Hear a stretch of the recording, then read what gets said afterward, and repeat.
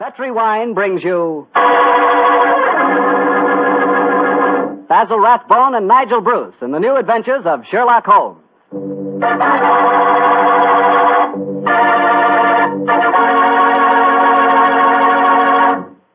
The Petri family, the family that took time to bring you good wine, invite you to listen to Dr. Watson tell us another of his fascinating stories about his old friend, that master detective, Sherlock Holmes. You know, we're really happy to be back with you once again, and we're looking forward to getting together at this time every week from here on out.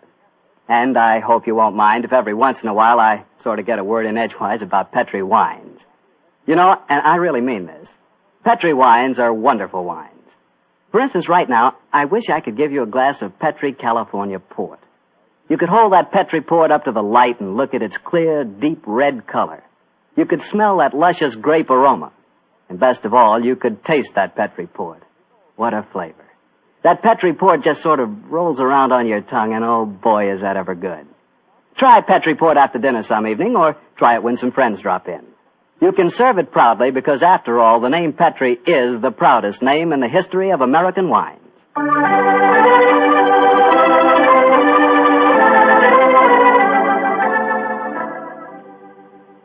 And now let's look in on our good friend Dr. Watson and see if he's expecting us. Come in, Mr. Bartell. You're just the man I've been expecting. How are you, Dr. Watson? It's good to see you again. Thank you, my boy. It's very nice to see you again, too. I've missed our Monday night visits during the last 3 months. Sit yourself down. Would you care to join me in a glass of port? Well, thanks, Doctor. That'd be nice. You know, it seems to me after our summer vacation, a toast to the great Sherlock Holmes would be in order. That's an excellent idea. Here you are, young fellow, my lad. Thanks. You propose the toast, Doctor. To Sherlock Holmes, master detective and loyal friend, whose adventures have brought considerable, shall we say, fame to a certain retired doctor now living in Northern California. I'll drink to that. Well, now, suppose I might as well get on with tonight's story. Which particular adventure have you selected, Doctor? One that I call the Limping Ghost. Sounds exciting. And, as usual, you find me saying, how did it begin? In Baker Street on a windy December evening at the turn of the century. A young, white-faced boy sat in front of our blazing fire. And as he told us his strange story, the flickering firelight danced weird patterns on the walls. The young man was Alexander McMorris, the 7th Earl of Lochnair. The Earl of Lochnair? Say, didn't I read in the papers the other day that the 8th Earl of Lochnair had been killed in an airplane accident? Quite right, my boy. Even in this day and age, the tragic history of violent death seems to dog the footsteps of the Lochnair family. But to return to my story. On that December night in 1900, we heard the whole history of the limping ghost of Lochnair. The first Earl had lost a foot at the Battle of Flodden Field in 1513. In spite of this terrible handicap, he fought on valiantly until he died on the battlefield from loss of blood. From then on, right until the time this story begins, the limping ghost, clad in a suit of armor, always appeared at Lochnair Castle before and after the death of the current Earl. Yes, Mr. Bartell, it was a strange story that Sherlock Holmes and I listened to that night. A story of death and horror over the centuries, punctuated by the limping clank of ghostly armor.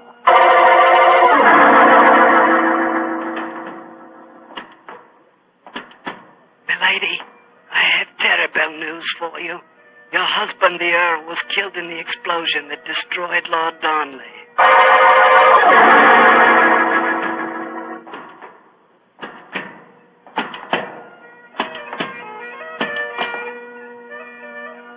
Milady, the Guy Fawkes plan to blow up the Houses of Parliament has failed. Your husband is in the Tower of London. They say he's to be hanged, drawn, and quartered.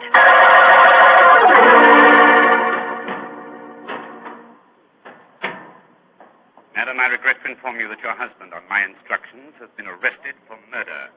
I have no doubt that he will hang. And that's the story of the Lochnairs, Mr. Holmes. You were instrumental in sending my great-uncle to the gallows, a fate which he richly deserved, I'm told. So it seemed only natural to come here to Baker Street and consult you now that I'm in trouble. I shall be most happy to do anything I can to help you, sir. I don't remember anything about your sending the Earl of Lochnair to the scaffold, Holmes. Well, he did, Dr. Watson. Oh, really? And the servants have always sworn the ghost really did walk at midnight on the day that he was hanged. Indeed. Now, sir, I suggest that you tell us what problem brought you here. The ghost is walking again, Mr. Holmes. You know what that means. According to the legend, that the present Earl will die. Exactly. And as I'm the present Earl, you can see why I'm rather worried. Am I to understand that you've actually seen this ghost yourself? Yes, Mr. Holmes. The night before last, Betty, well, that is, Miss Nolan and I were sitting in the dining hall in front of the fire when we heard a strange sound up in the musicians' gallery. We looked up and in the moonlight saw a ghostly figure in armor limping towards the staircase. Oh, gracious me. My dear sir, you're certain that you really saw it? Moonlight can play strange tricks, you know. There wasn't any doubt about it, Doctor. We both saw and heard it. What did you do? I started to go towards the stairs, but as I did so, Betty screamed and then tumbled to the floor in a heap. Fainted, I suppose. Yes. While I was reviving her, the ghost disappeared. Who's staying with you at Lochnair Castle at the moment? Well, there's Betty Nolan. She's the sister of James Nolan. He looks after my estate. Betty and I are engaged to be married. Oh, congratulations, sir. Thank you. Yes, indeed. Anyone else staying with you? Yes, a distant cousin of mine, Jeremy K. McMorris, an American. He turned up in England a couple of months ago with his son Walter. They're both with me at the present. A distant cousin. That's right, Mr. Holmes. Actually, they're descendants of a more than usually black sheep branch of the family. I don't know how long the old man's going to be with us, though. If you ask me, he's a dying man. How do you say that, sir? As far as I can gather, he's been wasting away for years. It's only a question of time before his strength fails him entirely. I was hoping perhaps you could take a look at him, Dr. Watson. That is, if I could persuade you and Mr. Holmes to come and stay at the castle for a few days. Well, what about it, Holmes? It's an intriguing problem, Watson. The current Earl of Lochnair would seem to be in danger. A cousin of his is dying of an obscure disease, and the ghost of Lochnair Castle is walking again. Yes, it's an irresistible invitation. I see no reason why we can't leave on the Scotch Express tonight.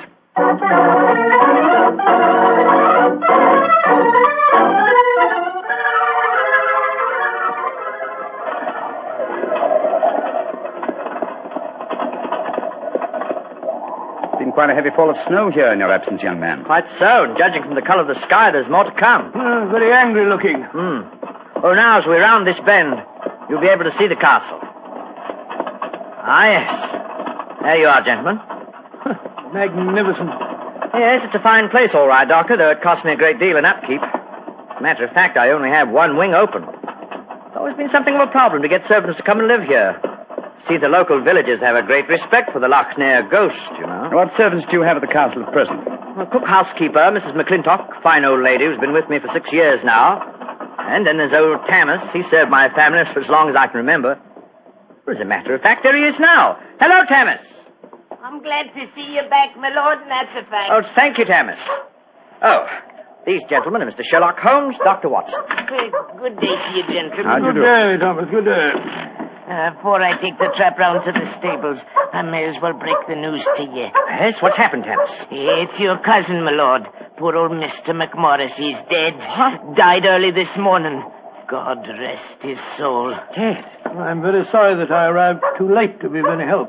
Well, thank you for telling me, Tammas. Oh, you may take the trap round now. Aye, sir. I'll bring the baggage up later. So he's dead. Well, I can't say it's unexpected, but it is a shock, nevertheless. I'm sure that it must be, particularly as you yourself told us you saw the ghost of Lochnair the night before last. In which case... Watson, I think we may reasonably expect another visitation. Perhaps before the night is over. Shall we go in?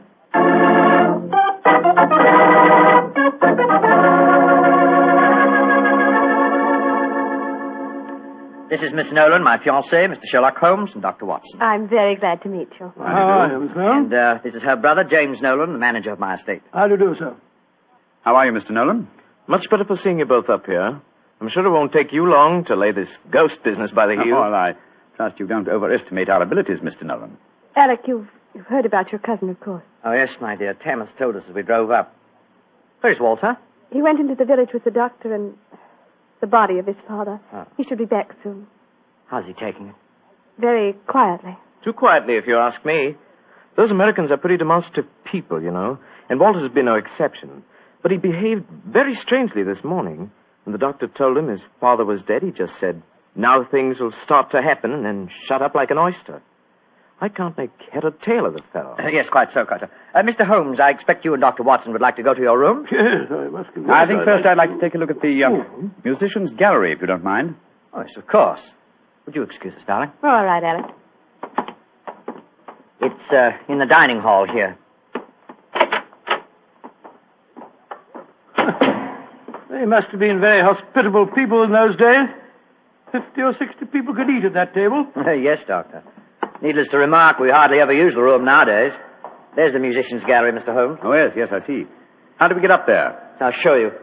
See, there's a stone staircase behind this tapestry here. Follow me. Watch your step. It's quite narrow, rather dark.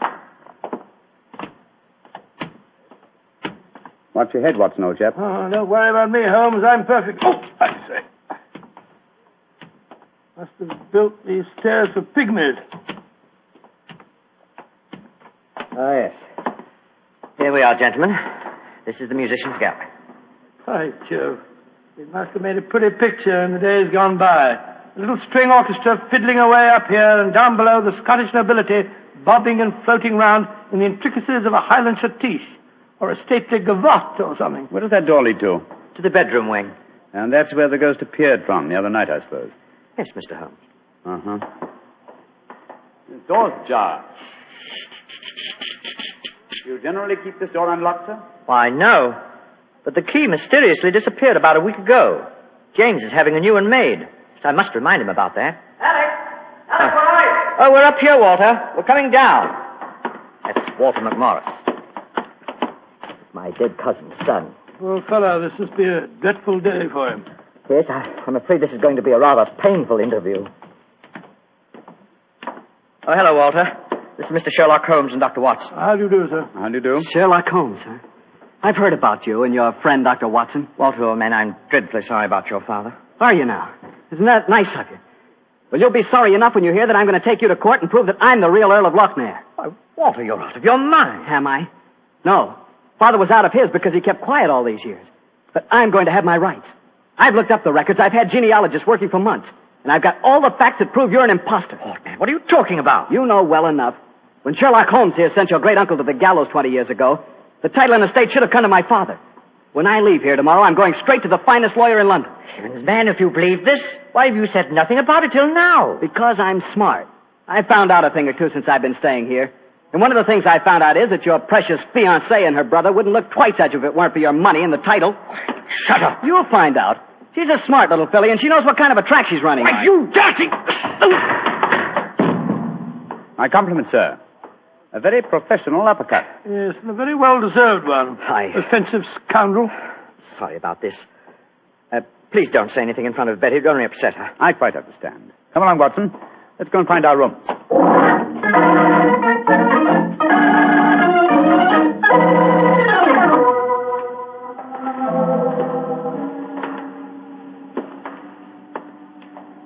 Holmes, it's nearly dinner time.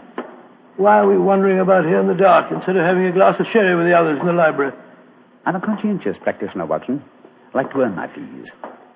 It occurred to me that a further examination of this dining hall might prove profitable. Well, personally, Holmes, I think you're wasting your time on this case. What makes you think that, old chap? It's perfectly obvious that young American fellow was impersonating the ghost a few nights ago. He knew his father was going to die, and he wanted to build up the legend so as to make his own claim seem more believable. Well, that's very sound reasoning, Watson. Though to be logical in his deception, he should repeat the performance now that his father is dead. Well, ghosts only walk at midnight, so why don't we go and have a glass of sherry? Shh. What is it, Holmes? Someone's coming in from the library. The lighted candle. Yes? Who is it? It's me, Mrs. McClintock, the housekeeper. Oh, gracious me, you gave me quite a start. I heard voices and I knew the candles were not alight in here, so I came in to see who it was. You're watching for the ghost, I suppose. Well, you'll no be disappointed, gentlemen, though you may see more than you bargained for. Those that meddle with ghostly things they dinna comprehend are playing with something much more dangerous than fire. Fire burns. But the shades on dead people... Holmes! Look up there in the gallery. The door's opening. It's the ghost. Aye, here he comes, the poor body. See the armour on him, and the way he's dragging one leg behind him. Yes, it's really quite an effective impersonation. And the twilight provides most appropriate lighting for his play acting, too. You mean it's the young American? Of course. Look behind him. There's another figure. Yes. Dressed in the same kind of armor and carrying a sword. The game's afoot, Watson. The ghost has seen him. He's turning. The second figure's raising his sword. Look out!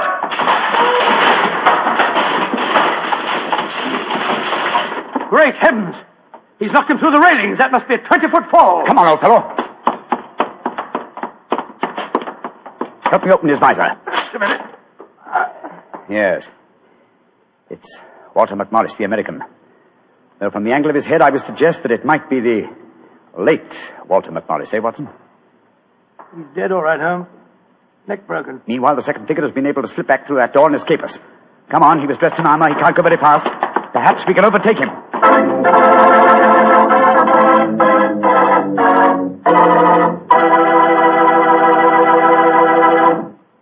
Dr. Watson's story will continue in just a few seconds, which is all the time I need to tell you about Petri California Muscatel. Ever try Petri Muscatel?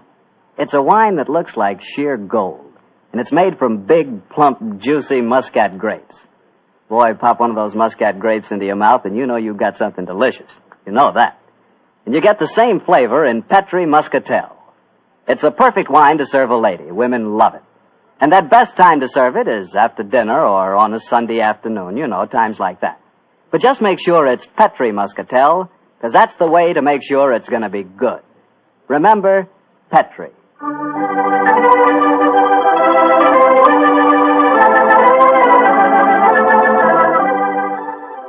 And now back to tonight's new Sherlock Holmes adventure and the story of the Limping Ghost of Lochnair. Confound it, Holmes. There's no trace of the ghost in the musician's gallery. We gave him too much of a start, I'm afraid. Of course you didn't find him. You'll never find him because he's not mortal. Mrs. McClintock, is the original suit of armor, the one worn by the first Earl of Lochnair, still in the castle? Aye, sir. It's in the library through that door there. I'll take you to it. Don't bother, thank you. We'll find it. Come on, Watson. Bring that candle with you. Right, Joe, Holmes. If you know what's good for you, you'll stop dabbling in matters you dinner really can. Holmes, what do you make of the second ghost? Another imposter, obviously. But who could it have been? That's what we have to find out, old chap. Undoubtedly someone knew that the American Walter McMorris was impersonating the ghost and used this macabre method to kill him. But why kill him? Possibly his claims to the title and estate were valid. Or perhaps some fanatic was so devoted to the Lochnair legend that he assumed the role of ghost and killed him for his sacrilege. Hold the candle a little higher, will you, old chap? Yeah. Hello. Here's a suit of armor, Holmes. Lying in a heap on the floor. Oh, on the floor, eh? Whereas it obviously belongs on that stand over there. It's perfectly clear what's happened. The second figure used this armor and slipped it back in here while we were examining the dead man. Possibly, Watson, possibly. At least this armor gives us a definite clue, but it limits the field of possible suspects. How do you mean, Holmes? Well, it's an interesting fact that the human race has grown definitely larger in the past 400 years. Very few modern men can wear authentic ancient armor like this. For example, take the first item on the top of the heap lying on the floor here. These gauntlets of chain mail. Try them on. Well, that's too small for Exactly. me. Neither you nor I could have worn this suit. Nor could young Nolan, the estate agent. Whereas his sister could have done. Yes, so could Thomas the butler. He's a small fellow. And if it comes to that, Watson, our distinguished client, the young Earl of Lochnair, is himself a small man. By Jove, so he is. And he might easily have had a motive. Young McMorris had disputed his right to the title earlier in the day. But we mustn't jump to conclusions. Nevertheless, you see what valuable evidence this armor has become. Hello. It sounds as if the rest of the party are on the scene. Yes, I suggest that we join them without making any reference to this suit of armor. Remember, old chap, one of them in there is a murderer, and we may have to set a trap to catch him.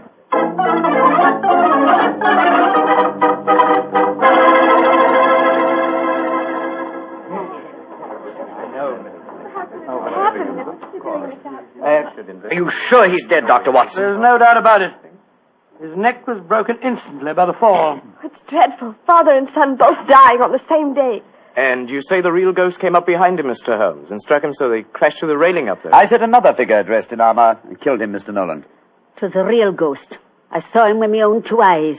He killed that man for trying to bring shame on the name of Lochnair. Shouldn't we get into touch with the police? How can I get a message to them tonight? Have you looked outside? We're almost completely snowed in. Snowed in. Oh, Alec, I'm frightened. Hush, darling. There's nothing to be afraid of anymore.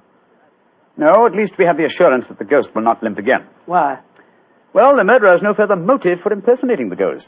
To walk now would be to support the dead American's claims. No, We shall spend a quiet night, and tomorrow I shall communicate with the proper authorities as to my quite definite notions regarding the murderer's identity. But if the ghost should walk again, Mr. Holmes? Well, then, sir, I shall know that at last I've encountered a truly supernatural crime and shall retire from the practice of detection.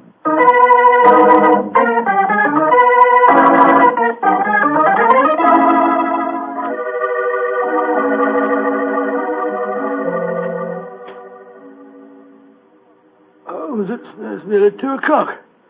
You still over there by the window, puffing away that pipe of yours? You know, I can't help feeling that young McMorris knows a great deal more than he told us. A great deal more. There's a shifty look about him I don't like. Never did trust a fellow who couldn't look you squarely in the eyes. Don't you feel the same way, Holmes?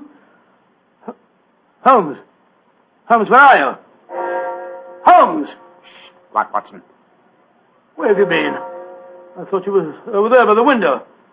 Been talking to myself. Never mind that, old chap. Get your slippers on and your dressing gown. We're on the last lap of this strange, eventful tragedy. Oh, thank the Lord for that. Perhaps I can get some sleep. Holmes, where have you been? I went to the musicians' gallery and baited the trap. Now it's ready to spring. Don't dawdle, Watson. Come on. I'm not dawdling. What do you mean you baited a trap? You'll see for yourself in a few moments.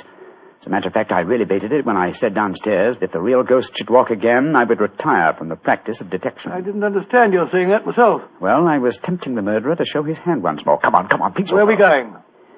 To wait behind the curtain at the foot of the stairs leading to the musicians' gallery. And I hope we don't have to wait very long.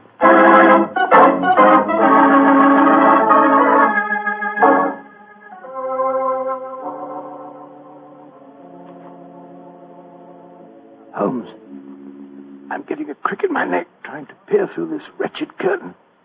How much longer do we have to wait? Until our murderer arrives. Are you certain he'll come? Not certain, but hopeful. Extremely hopeful. You know who it is, don't you? Yes. But my proof is too thin for a court of law. I must catch him in the act. Here he comes. Splendid. Let's go up and grab him. No. They walk into my trap. He's coming towards the head of the stairs. Oh!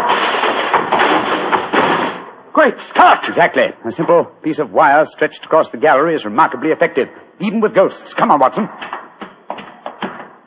Help me off with this visor. There we are. Good Lord, it's James Nolan. Exactly. What happened? You walked into a simple trap, my friend. I'm afraid the next trap will be more lethal, for it will undoubtedly prove to be the one beneath the gallows.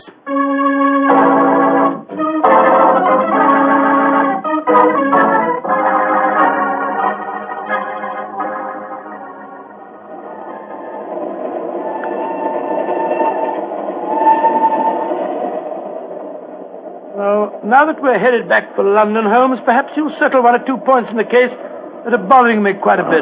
Oh, with pleasure, my dear chap. What are they? I still don't see what Nolan's motive was in murdering the American. Oh, that should be obvious. He wanted to ensure that his sister's fiancé would enjoy undisputed title to the name and estates. Well, how did you know it was Nolan? When I examined the authentic suit of armor, you see, it was obvious it had never been worn. But I still don't quite understand. Oh, come now, old chap. The suit of armor was in a heap on the floor. Yeah? And if it had been hastily discarded, and yet, the gauntlets were on top of the pile, you remember? Well, that's right, they were. If the suit had really been worn, the gauntlets would have been the first things to have been taken off, and so would have been underneath the pile. Obviously, therefore, the armor had been disarranged in order to make people believe the real ghost had walked. Yeah. After the American's death, the suspects were 4. Miss Nolan, her brother, Thomas, the butler, and the Earl himself. Well, I ruled out Mrs. McClintock because, you remember, she was standing behind us at the time of the murder. Well, I'm beginning to understand. All the suspects except Nolan were small enough to have worn the armor. That's right. Therefore, only he could have pretended to use it. Pretended? But he did use it. Oh, no, my dear fellow. Undoubtedly, he procured a similar one of modern manufacture. An amazing case, Holmes. An interesting one, at any rate. And once again, old fellow, I'm forcibly reminded of an old Scottish litany. Scottish litany? Which one's that? Oh, you remember it. From ghoulies and ghosties and long-legged beasties and things that go bump in the night. Good Lord deliver us.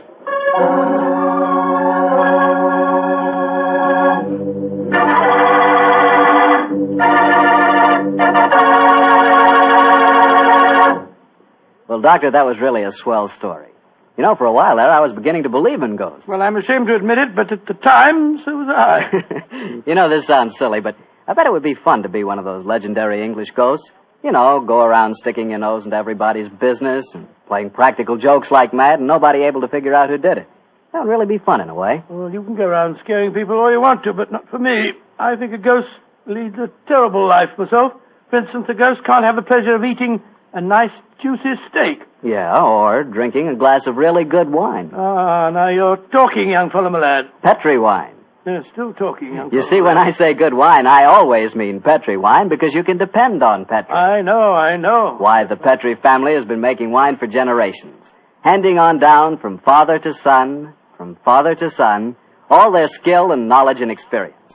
When you realize they started the Petri business way back in the 1800s, well, common sense tells you the Petri family knows practically all there is to know about the fine art of turning luscious grapes into clear, fragrant wine.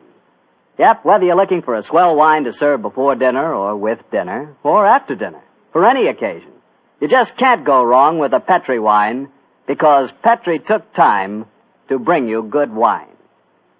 And now, Doctor, what story are you going to tell us next week? Well, now, next week, Mr. Bartell, I'm going to tell you a strange adventure that Holmes and I had in the English countryside. It concerns the apparent madness of a certain Colonel Warburton and the puzzling mystery of 2 dead dogs.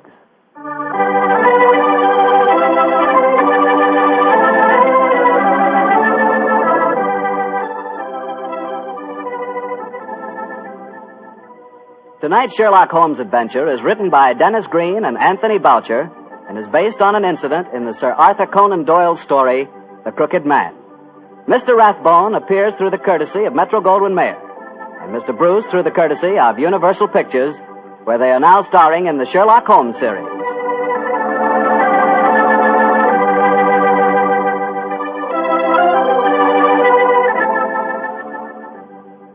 The Petri Wine Company of San Francisco, California, invites you to tune in again next week, same time, same station. Oh, the Petri family took the time to bring you such good wine. So when you eat and when you cook, remember Petri wine. To make good food taste better, remember... Petri wine.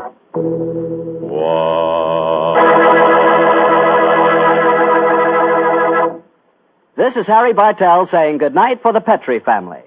Sherlock Holmes comes to you from our Hollywood studios. This is the Mutual Broadcasting System.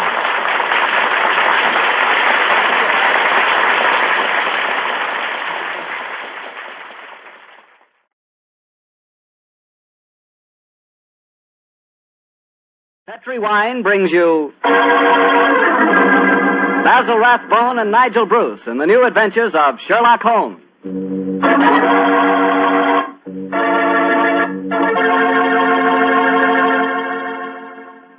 The Petri family, the family that took time to bring you good wine, invites you to listen to Dr. Watson as he tells us about another exciting adventure he shared with his old friend, that master detective, Sherlock Holmes. And you know what I wish I could share with you sometime? A bottle of Petri California sherry. Have you ever tasted Petri sherry? It's just perfect before dinner. Why, that Petri sherry can change the usual before-dinner lull into a special event, and that's a fact. Just look at the clear color of Petri sherry. It's a deep, rich amber, clear and cheerful-looking. And wait till you taste it. That's when you find out for sure just how good a wine can be. That's when you find out just what I mean when I say that the flavor of Petri sherry comes right from the heart of the grape.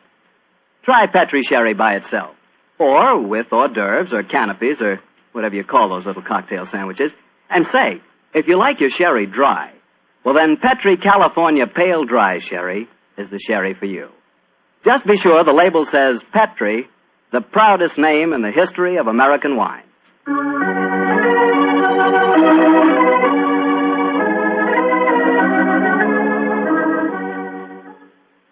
And now let's look in on our old friend, Dr. Watson.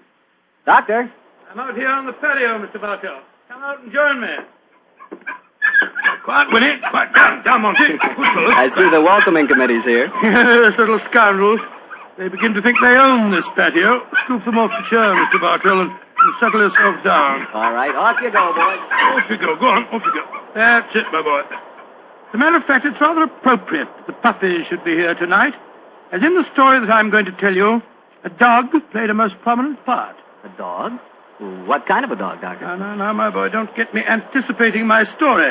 For once, I'm going to start at the beginning. Which was?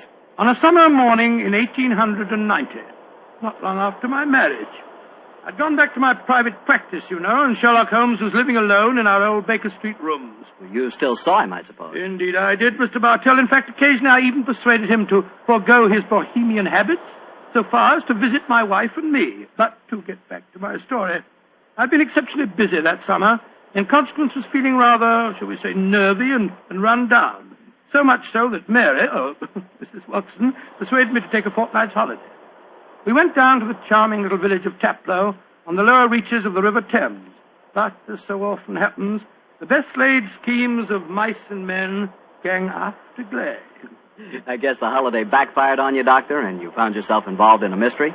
Maybe a mystery calling for the aid of your old friend Sherlock Holmes? Quite correct, Mr. Bartell. We'd only been down there a couple of days when the trouble began. In fact, the whole thing became so involved that I thought the best thing to do was to put the whole strange story in a letter to Sherlock Holmes.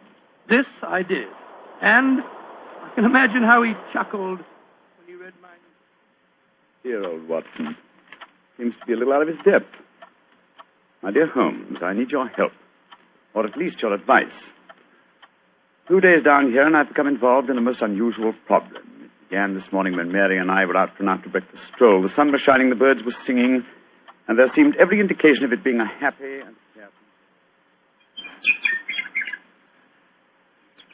You know, Mary, I've always thought up to now that balmy was rather a silly word. I still do, John, dear. Nevertheless, it's the only possible word that describes a day like this adequately. Very well, dear, it's balmy. Personally, I'm so happy to see you relaxing that I don't care what the weather's like. You've been working much too hard. Yes, it's been a busy year. Yes, and last year Sherlock Holmes monopolized most of your time. At least I've got you to myself for once. You dear little thing, you've always been rather jealous of my association with Holmes, haven't you? Not jealous, dear, but I must confess his influence on you wasn't entirely for the good. He had a habit of keeping you out all night. Well, you should be used to that, dear. After all, it happens often enough in my practice. True, John, but on those occasions I know where you are and don't worry about you. And again, you've copied so many of Mr. Holmes' eccentricities. Keeping your tobacco in a Persian slipper, for instance. And, oh, John, look down. Look, do you see that woman walking across the field towards us? Yes, what's the matter? Do you know her? I'm not sure, but I think it's Ellen Warburton. I believe she does live somewhere near here. And who is Ellen Warburton? An old friend of mine.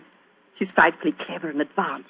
She's interested in women's suffrage and all sorts of things. Oh, sounds dreadful. Imagine giving women the right to vote. Their place is in the home. It is Ellen. Ellen Warburton. Oh, how are you? Mary Watson. How very nice to see you again. I'm Mary Watson now. This is my husband. How do you do, Miss Warburton? How do you do? How do you do? Mary, I'd heard that you'd married. Aren't you a medical detective or something, Mr. Watson? Not quite, dear. I hold the degree of Doctor of Medicine from the University of London, madam. But he's helped the great Sherlock Holmes on many of his cases. That's how I've heard of him, then. Do you mind if I walk with you a little way? Of course not, Ellen. Come along. Do you live near here, Miss Warburton? About 4 miles away, Doctor, at Chevy Grange. I'm a glorified housekeeper for my uncle, Colonel Warburton. Oh, dear, that sounds rather dull for you. As a matter of fact, the state of my uncle's health at the present moment makes it anything but dull for me. That's why I asked if I might walk with you for a way. Well, what's the matter with him, Ellen? He's going mad. Before my eyes. And I can do nothing to help him. Mad? Oh, come now, Miss Warburton, surely you... Doctor, I'm not an hysterical girl. In fact, I regard myself as something of a scientist. I studied physics for a number of years at Bristol University. And I tell you that my uncle is going insane. What are the symptoms? Most of the time, he's perfectly normal. But when these attacks are on him, he gets in the most frightful rages and says the strangest things. He's even complained of hearing a shrill, piping whistle that comes out of nowhere. I can't hear it, nor can anyone else. But Uncle gets into the most dreadful state. I wonder... Would you have a look at him for me, Dr. Watson? Well, I don't Of course. John will do everything he can. Thank you so much. Then supposing you both come over... Well, my dear Holmes, at 7 o'clock this evening, we found ourselves approaching Chevy Grange. It was rather a forbidding-looking place, covering a little more than an acre, I should say. As we stood waiting for admittance, I must confess that I was not entirely... Gloomy-looking place, isn't it, Mary? It is a little forbidding, John, dear. Oh, dear. What's that? Sounds like a tom-tom. Someone singing a weird chant. Seems to be coming from the direction of that barn over there. It doesn't seem quite appropriate, dear, does it? I mean, not in the heart of Buckinghamshire. Why not knock on the door again, John? Yes, it's all right, I will. Perhaps they didn't hear us. Oh, they did. Who is it? Oh, it's Guess. It's Dr. and Mrs. Watson, my good man. Acker's the name, sir. Come in, please. The Colonel's expecting you, sir. He's in the study. This way, sir. By the way, Hacker, as we were waiting outside the front door, we heard a strange chant, and it sounded as if someone was beating a tom-tom. Oh, that was Miss Narda. You'll be hearing more of her. Promising beginning. Let's see what happened next. This very unpleasant fellow Hacker showed us into the study where we met Colonel Warburton. First, it was hard to believe that he was a sick man. He looked well enough, and his conversation was sprightly. Spent most of his army life in Africa as military governor in a Zulu district. And the African spears and other trophies that lined his study walls bore mute evidence to his past life. He encouraged me to tell him some of my own army experiences. Oh, dear, poor fellow. It was really rather sad. There I was, Colonel Warburton, on the howdah of this wretched elephant. The river was a raging torrent, and I couldn't get the confounded animal to budge. Well, I'm a pretty strong swimmer, you know. Won several cups of swimming, as a matter of fact. Of course, I was a much younger man then. And John, dear. Yes, ma'am? You interrupted Colonel Warburton's story, Oh, dear. sorry. I thought this little incident would be interesting. Do go on, Colonel. Yes, Your please story don't. was All so right, interesting. all right. You were telling us that you were intercepted by an African drum code message. Oh, yes. Well, I don't want to sound conceited, but I doubt if there was another Englishman in the world who could have told you what those particular drum beats meant. Oh, I don't doubt that, Colonel Warburton. Well, I'd spent a good number of years studying the native customs. I spotted the code right away. It meant that an uprising was planned to start throughout the whole province at noon the next day. Of course, there it is again. The devilish whistle. Can you hear it, Dr. Watson? Mrs. Watson? I can hear nothing, sir. Nor can I. Of course not. No one could hear it but me. Now, Colonel Warburton, don't get so excited, It's sir. black magic, that's what it is. Oh, really, sir? Black you magic. must realize that the powers of jungle witchcraft are completely unknown in this country, Dr. Watson. But I know of them, and I can think of many people who might wish to employ them against me. Come in. Oh, it's you, Nada. Great Scott, She's very beautiful. Nada, I want you to meet some friends of Ellen's, Dr. and Mrs. Watson. I am very pleased to meet both of you. How do you do? How do you do, Miss Nada? Nada's father was a Chagajula, one of the greatest Zulu chieftains I ever had the privilege of knowing. He did me the rare honor to swear blood brotherhood. So when the missionary sent Nada to England to complete her education, I insisted that she spend her first few months here under my wing. Listen. What is it, Colonel? That whistle again. For heaven's sake, say that you heard it this time. Please say that you did. I didn't hear a thing, sir. Well, I did, and I know where that sound came from. Now, put down that spear at once, will you, Colonel Warburton? The devils are trying to kill me. I'll kill them first. No, don't throw it, sir, don't throw it. Someone's opening the door. Uncle! Oh, it's Ellen. Great Scott, the spear missed her by an inch. Uncle, what is it? Whistle. I heard it again, Ellen. And I'm going to find where it came from. Poor Uncle.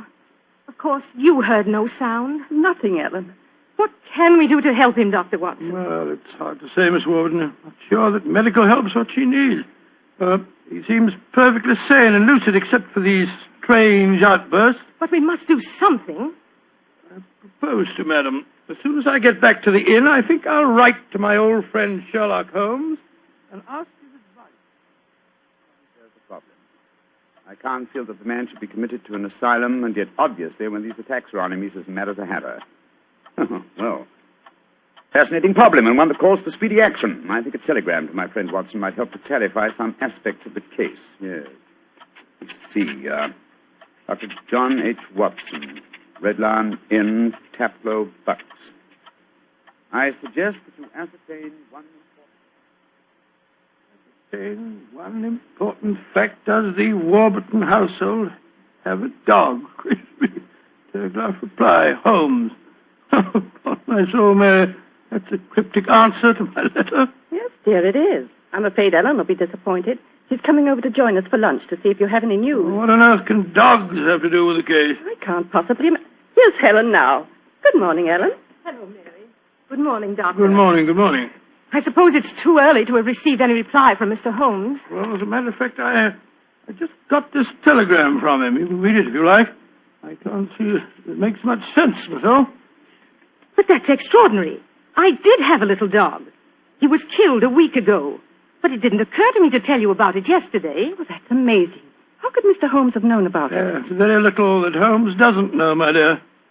How was your dog killed, Miss Warburton? I found him in the grounds with his head smashed in by a stone. Oh, how dreadful. Who do you think did it? It might have been a poacher. And then again, it might have been... Your uncle? It's possible. When he's in those rages, I don't think he knows what he's doing. That's very important. I think I shall go and send Holmes a telegram at once. Don't wait lunch for me.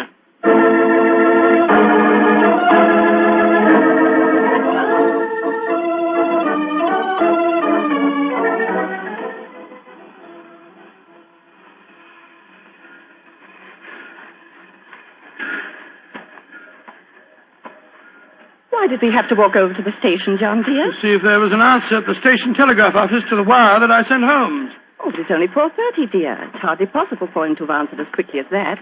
In any case, they delivered the telegram to the hotel, you know. Well, it was a nice walk, my dear. Hello, there's a train in the station now. I wonder where it's from. Why don't you ask that porter, dear? It's not a bad idea. Porter, what train is this? Oh, it's the London train, sir. Right on time. Next stop, ready? Not many people getting off here, are there? Great Scott! Look who's here. Oh, dear, it's Mr. Holmes. And he's got a dog on a leash. Oh, Watson, my dear fellow, how are you? Mrs. Watson, how nice to see you again. Thank you, Mr. Holmes. I'm delighted you're here, old fellow. We walked to the station to see if you'd answered my telegram, and here you are in person. It occurred to me that I could be down here at the same time that it would take a telegram to reach you. And I decided that a day or two in the country would make a pleasant change, apart from the fact that Colonel Warburton's problem interests me enormously. Why on earth did you bring a dog? I thought that this was a case in which a dog would be of invaluable assistance. Oh, be careful, John. Yes, look out, old chap. I think it would be safer not to pat him. I picked him up on the Mile End Road for a couple of florins, and I fear he's a dog that should have remained in London. A singularly unattractive nature seems to have been entirely ruined by an hour's train ride. Unpleasant brute. Isn't he? By the way, Holmes, what do you make of the case from my letters? Well, I should prefer to reserve my judgment till I've met the Colonel. However, I will vouchsafe one opinion. Oh, what's that? To paraphrase a proverb, don't disbelieve all you don't hear.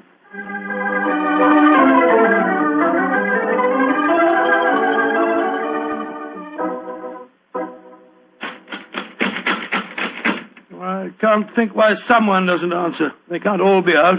Well, while we're waiting, I think I'll tie the dog up to this tree here. I don't want my arrival to cause too much commotion. Quiet! Quiet! Don't you think perhaps we could try the door, John? Yes, certainly. It's a good idea. Hello. It's unlocked. Then let's go in, old fellow. Let's go in. Colonel Warburton?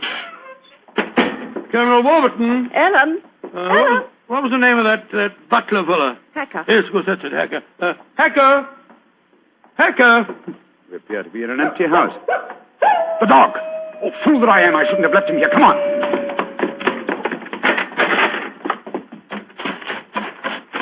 Ah.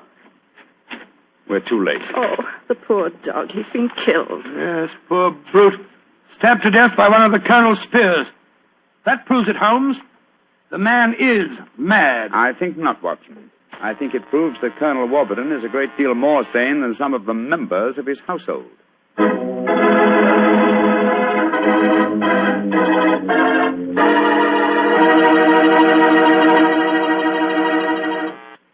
You'll hear the rest of Dr. Watson's story in just a few seconds. Time for me to remind you that there's one secret every smart woman knows. Simply, good wine makes good food taste better. And by good wine, naturally, I mean Petri wine. Try a Petri wine with your dinner. If you want a wonderful red wine, try Petri California Burgundy. If you want a perfect white wine, try Petri California Sauterne. In fact, try them both. You'll agree, I'm sure, that next to your good cooking, nothing can do more for a meal than a glass of good wine. A glass of Petri wine.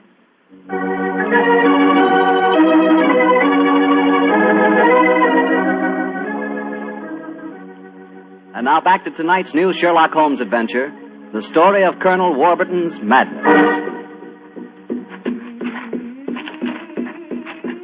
Holmes, why are we heading for this barn? Seems to me we should be back in the house. Why, old chap? Found the house empty. Besides, I thought I heard. What is it? Listen. It's the same sound that Mary and I heard yesterday. Oh, once more, it's coming from the barn. Come on, Watson, but quietly.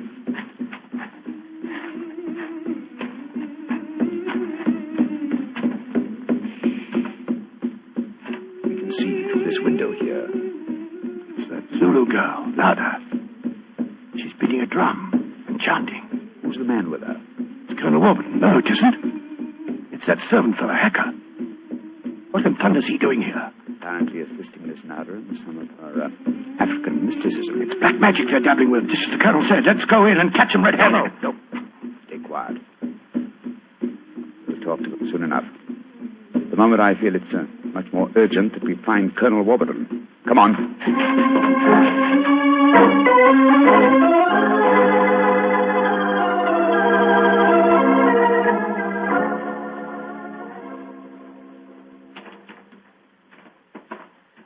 There's the Colonel, pacing up and down in front of the house with Mary and his niece, Miss Warburton.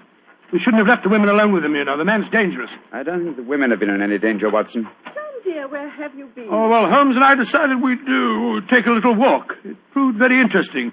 Miss Warburton, this is Mr. Sherlock Holmes. How do you do, Mr. Holmes? I'm so glad you're here. How do you do, Miss Warburton? And this is Colonel Warburton, Mr. Sherlock Holmes, eh? I suppose you think I killed your wretched dog. Well, I might have done it. When I hear that whistle, something seems to snap in my brain. I might have killed it. Why doesn't your doctor friend certify me as insane? Send me where I belong before I do any worse, damn it. Poor man. Isn't there anything you can do for him, Mr. Holmes? I most certainly will try to, Miss Warburton. Watson, old fellow, I wonder if you'd follow the Colonel and give him a sedative. I'm afraid he has quite an ordeal before him. Of course I will, Holmes. Miss Warburton, where were you when my dog was killed? Down in the greenhouse.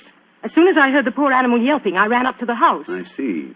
Mr. Holmes, you are going to be able to help the Colonel, aren't you? I'm convinced of it, Mrs. Watson. That is why I brought a dog with me from London. But now that he's dead, I must obtain another one before I can proceed further with the case. Now, I wonder where on earth I can find John. Look. Huh? Down by the gate. There's a little girl walking with the dog. That's Sarah Entwistle, the daughter of our neighbors. Sarah, eh? Oh, excuse me, will you just a moment? Sarah! Sarah! Yes? Oh, Sarah. Sarah, my dear, what a pretty dog you have there. What's his name? It's a her. Her name's Boojum. What's your name? Holmes. Sherlock Holmes. Sherlock? That's a funny name. Yes, it is, isn't it? Look here, Sarah. Here's a nice, shiny half-crown for you. Why are you giving me money? Well, because I love dogs, and I want to borrow, what did you call him? Boojum. Boojum, oh, yes. I want to borrow Boojum for half an hour. Why? Well, I want to play with her, Sarah. You can play with her here. She's awfully friendly. Well, you see, I really want to take her for a nice walk. Why? She's just had one. Now, look here, Sarah. It's a beautifully shiny half-crown. Mommy's told me I mustn't take money from strangers. But I'm not a stranger. I'm a friend of Colonel Warburton. Having trouble, Mr. Holmes? Yes, I am, Mrs. Watson. You see, I want to give Sarah half a crown for borrowing Boojum for a short while, but she doesn't want to do it. Sarah, does Boojum like bones? Oh, yes. Loves them. We've got a lot of bones up at the house we'd like to give her. Have they got plenty of meat on them? Plenty. She can have a wonderful feast, and then we'll bring her back in half an hour. All right. Go on, Boojum. Now, promise you'll bring her back in half an hour. We promise. Yes, Sarah. And Sarah, what about the half crown? Well, I'll take it home and ask Mummy if I may keep it. Good. Goodbye. Goodbye. And take care of Boojum. Oh, she's a sweet little girl. Mr. Holmes, you're not going to expose Boojum to any danger, are you? None, Mrs. Watson. Otherwise, I shouldn't have borrowed her. I'm convinced that Boojum will give us the clue to what appears to be Colonel Warburton's madness.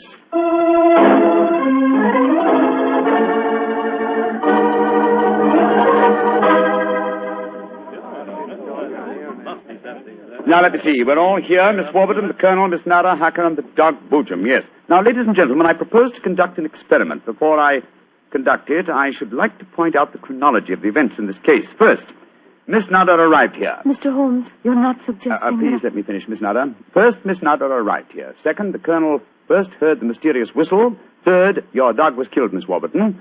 Fourth, the whistling set in dead earnest. The Colonel Warburton and Miss Warburton. Doesn't that pattern suggest anything to you? No, I can't say that it does, Mr. Holmes. I don't see what you're driving at. Nor do I, Holmes. We should be more explicit. Very well, then I will. I shall now conduct my experiment. I want you all to watch Colonel Warburton and the dog Boojum. Excuse me while I turn my back. Now. There it is again. That whistle. The dog heard it, too. Great Scott, Holmes.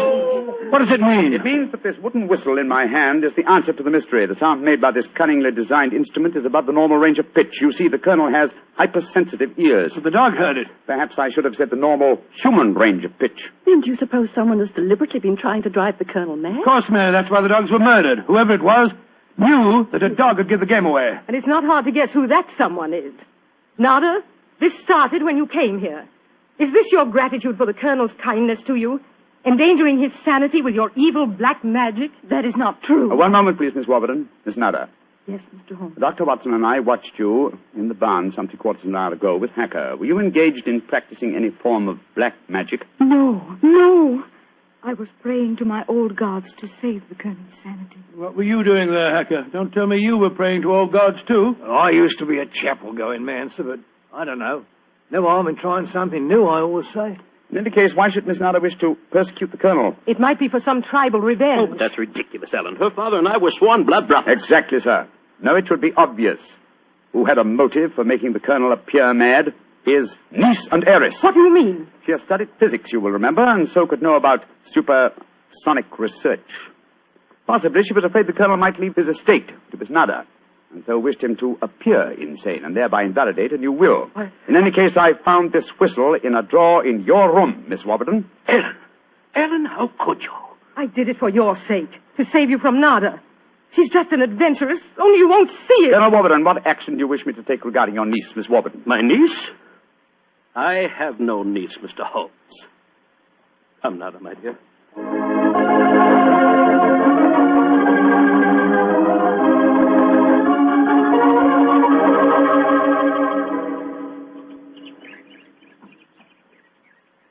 Oh, what an amazing case, Holmes.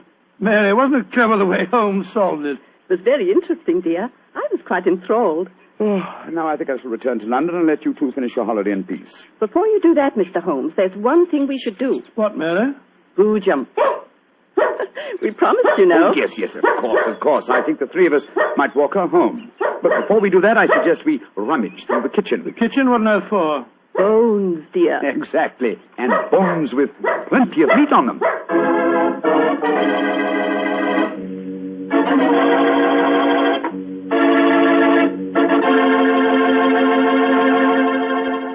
Say, Doctor, that was a swell story. And look, you mean there really is a whistle that only dogs can hear? I thought you'd ask me that question, so I've got one of those whistles to show you. There. Well, there's nothing unusual about it. Blow it, Doctor. Well, listen, Mr. Bartell, if I want you to come quickly, I don't just have to whistle. All I have to say is, would anybody like a glass of Petri wine? And hey, presto, there you are. Well, can you blame me? I know a good wine when I hear it. And Petri wine sure is good wine. It ought to be. The Petri family's been making wine for generations.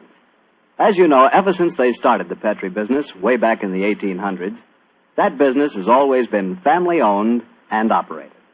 So just think of all the experience the Petri family's gained.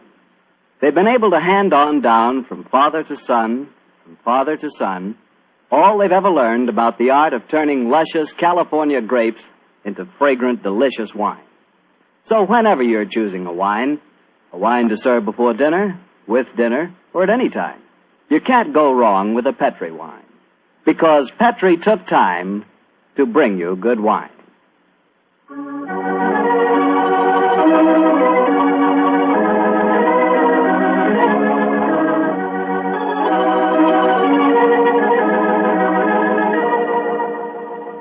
Tonight's Sherlock Holmes adventure is written by Dennis Green and Anthony Boucher and is based on an incident in the Sir Arthur Conan Doyle story, The Engineer's Thumb. Mr. Rathbone appears through the courtesy of Metro-Goldwyn-Mayer and Mr. Bruce through the courtesy of Universal Pictures, where they are now starring in the Sherlock Holmes series.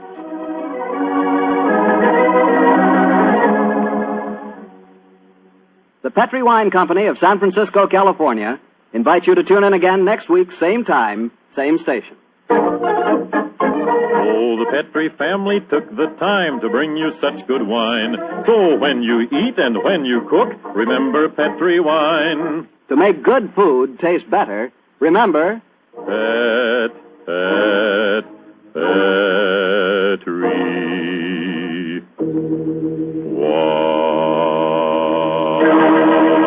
wine. This is Harry Bartell saying goodnight for the Petri family. Sherlock Holmes comes to you from our Hollywood studios. This is the Mutual Broadcasting System.